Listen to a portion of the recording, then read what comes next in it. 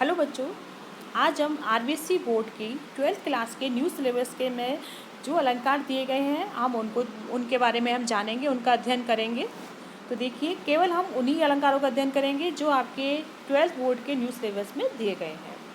तो देखिए, सबसे पहले पढ़ते हैं हम उसमें प्रतीप अलंकार। देखिए, प्रतीप का अर्थ होता है उल्टा या विपरीत। जहाँ बड़े को छोटा और छोटे को बड़ा बताया जाता है वहाँ कौन सा अलंकार होता है? प्रतीप अलंकार। ठीक है। अर्थात जब उपमेय को उपमान और उपमान को उपमेय बना दिया जाता है वहाँ प्रतीप अलंकार होता है। अभी आपको हो सकता है ये परिभाषा डेफिनेशन समझ में नहीं आ रही होगी, लेकिन जैसे जैसे आप एग्जाम्पल करोगे बच्चों आपको एकदम क्लियर हो जाएगा। ठीक है ना। मैं इतना कहती हूँ, अगर आपने वीडियो पूरी देख ली तो ये मान लीजिए प्रतीप अलंकार आपके लिए चुटकी बजाने जैसा काम हो जाएगा, आपसे बिल्कुल भी गलत नहीं होगा। तो देखो, इसे समझते हैं हम अच्छे से। यह उपमा अलंकार का उल्टा होता है, क्योंकि इस अलंकार में उपमान को लज्जित, पराजित, नीचा दिखाया जाता है और उपमेय को श्रेष्ठ बताया जाता है। देखिए बच्चों, उपमा अलंकार में तो क्या होता है कि उपमेय को उपमान के समान बताया जाता है। ठीक है। जैसे कि आपका मुख है, अब कहा जाए आपका मुख बिल्कुल ऐसा लगता है जैसे कि श्रीदेवी की तरह, या आपका मुख बिल्कुल चंद्रमा के समान है। ठीक है ना। जो प्रत्यक्ष होता है उसे बोलते हैं उपमेय, जो अप्रत्यक्ष होता है उसे बोलते हैं उपमान। जैसे कि आपका मुख क्या हो गया? वो उपमेय हो गया, क्योंकि उपमेय में क्या होता है? प्रत्यक्ष। और चंद्रमा के समान है तो चंद्रमा क्या है? अप्रत्यक्ष।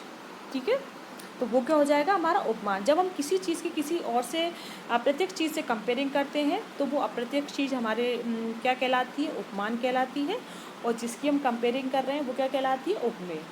तो उपमा अलंकार में तो क्या होता है बच्चों को? उपमेय की तुलना, उपमेय को उपमान के समान बताया जाता है। जैसे कि आपका मुख कैसा लग रहा है? चंद्रमा के समान। लेकिन प्रतीप अलंकार में उल्टा होता है। प्रतीप अलंकार में क्या होता है कि उपमेय को, जो उपमेय है उसे उपमान से श्रेष्ठ बताया गया है, और उपमेय की और उपमान की कंपेयरिंग किससे की गई है? उपमेय से की गई है। देखिए, जैसे कि एग्जाम्पल देखते हैं। सिय मुख समता किम करे चंद बापुरो। तो देखिए, इसमें क्या कहा गया है कि सीता के मुख की समानता बेचारा चंद्रमा कैसे कर सकता है। तो देखिए, चंद्रमा कैसा बताया है? बेचारा। तो क्या कह रहे हैं इसमें? कवि कहते हैं कि सीता के मुख की समानता बेचारा चंद्रमा कैसे कर सकता है। तो जब इस तरह से आपको पद में ऐसा पंक्ति में दिखाई दे कि उपमेय को उपमान से श्रेष्ठ बताया जा रहा है, वह कौन सा अलंकार होगा? प्रतीप अलंकार। और एग्जाम्पल देखते हैं हम इसके। देखिए, नेक्स्ट एग्जाम्पल देखते हैं। सखी मयंक तब मुख सम सुंदर। तो यहाँ पर देखिए, चंद्रमा का तिरस्कार करते हुए मुख चंद्र के समान, जबकि लाइन क्या होनी चाहिए कि मुख चंद्र के समान सुंदर है, पर यहाँ पर ऐसा ना बताकर क्या कहा गया है? इसमें कहा गया है कि चंद्र मयंक मुख सम सुंदर। चंद्रमा कैसा है? मुख के समान सुंदर है। ठीक है। इसमें मयंक क्या है? ये उपमान है, और मुख क्या है? ये उपमेय है। ठीक है। तो इसमें क्या कहा गया है कि चंद्रमा मुख के समान सुंदर है। ठीक है। जब इस तरह से उल्टा बोला जाता है तो वो कौन सा अलंकार होगा? प्रतीप अलंकार। ठीक है। नेक्स्ट एग्जाम्पल देखते हैं। काहे करत गुमान मुख मुख सम मंजू मयंक। तो देखिए, इसमें क्या कहा गया? इसमें कहते हैं कि यहाँ पर भी उपमान, चंद्रमा को उपमेय और उपमेय मुख को उपमान बनाकर चंद्रमा की हीनता सूचित की गई है। ठीक है। इसमें क्या किया है फ्रेंड्स, बच्चों कि देखिए, गुमान मुख सम मंजू मयंक। इसमें मयंक को किसके समान बताया है? मुख के समान। तो इसमें मुख को, जो उपमान है उसको, जो उपमान मुख है ना उसको उपमेय से, जो मुख सम मंजू मयंक। तो इसमें देखिए बच्चों कि उपमान, जो उपमेय क्या है? हमारा मुख है। ठीक है। उपमान क्या है? मयंक। तो इसमें चंद्रमा से ज़्यादा सुंदर किसे बताया है? मुख को बताया गया है। ठीक है। उपमान से सुंदर उपमेय को बताया गया है। तो ये उल्टा हो रहा है, तो कौन सा अलंकार होगा? प्रतीप अलंकार। नेक्स्ट देखते हैं। सिय वदन सम हिमकर नाही। तो देखिए, इसमें क्या कहा गया है? सिया वदन। सिया वदन का अर्थ क्या होगा? सीता के बदन के समान हिमकर। हिमकर का मतलब होता है चंद्रमा। तो इस पंक्ति में कहा गया है कि सीता के बदन के समान हिमकर नहीं है, चंद्रमा नहीं है।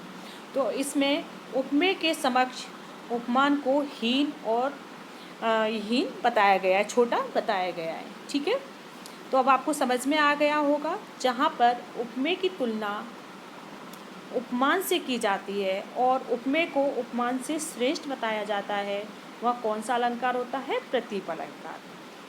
नेक्स्ट देखते हैं, मुख आलोकित जग करे, काहो चंद्र के ही काम। तो देखिए इसमें क्या कहा गया है कि मुख आलोकित जग करे। जब मुख के प्रकाश से जग आलोकित हो रहा है तो चंद्रमा का क्या काम है? तो देखिए प्रत्यक्ष के सामने अप्रत्यक्ष यानी कि उपमेय के सामने उपमान को हीन बताया गया है, छोटा बताया गया है। कौन सा अलंकार होगा? प्रतीप अलंकार होगा। ठीक है, जहाँ उपमेय को श्रेष्ठ और उपमान को नीच या छोटा बताया जाता है, वह कौन सा अलंकार होता है? प्रतीप। नेक्स्ट देखते हैं, करे प्रकाश प्रताप तब,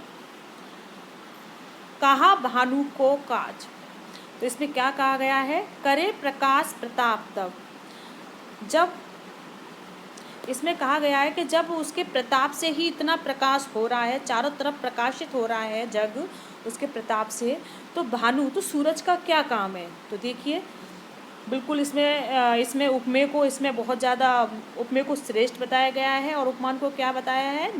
उपमान को तुच्छ बताया गया है, छोटा बताया गया है। तो कौन सा अलंकार होगा?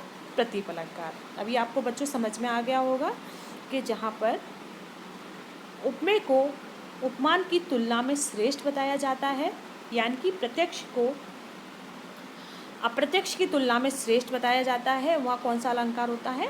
प्रतीप अलंकार। ठीक है, तो नेक्स्ट अलंकार देखते हैं हम।